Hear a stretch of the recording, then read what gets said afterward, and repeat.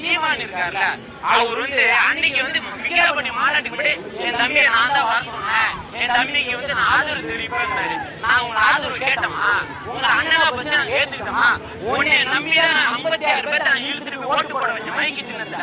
அன்னைக்கு எங்க தலைவர் வந்து மைக்கு சின்னதான் அறிவிச்சாரு, ஆதரவு தெரிவிக்கல. ஒரு இசை வெளியீட்டுல மைக்க கொடுத்துறாரு, அந்த மைக்கில சாம்பியன் எடுக்கவா கையில தூக்க எல்லாம் பார்த்துட்டான். உன்னை யாரும் கேட்டமா, எங்களை ஏமாத்தி விஜய் ஆதரவு தெரிவிக்கன்னு சொல்லி ஓட்டு வாங்கிட்டு இன்னைக்கு வந்து அணில் குந்தாங்கிற என்னென்னமோ வாய்க்கு வந்துதான் பேசுறேன். நேற்று ஒரு எம்ஜிஆர் எவ்வளவு பேர் தலைவர், அண்ணா எவ்வளவு பேர் தலைவர், 2 சனியன் சேர்ந்து ஒரு சனியனாகி சனிக்கிழமை வருதான் அவர் அரசியல் தலைவரா?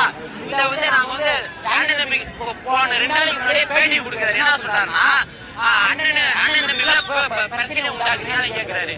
அப்ப என்ன சொல்றாரு, நான் வந்து தம்பி எதிர்க்கல, கொள்கையை திருத்த சொல்லிக்கிறேன். அப்படியே நீ கட்சி ஆரம்பிச்சா, விஜய் எதிர்க்க கட்சி ஆரம்பிச்சா, வேணா நீ நாம் தமிழர் கட்சியை கடைசி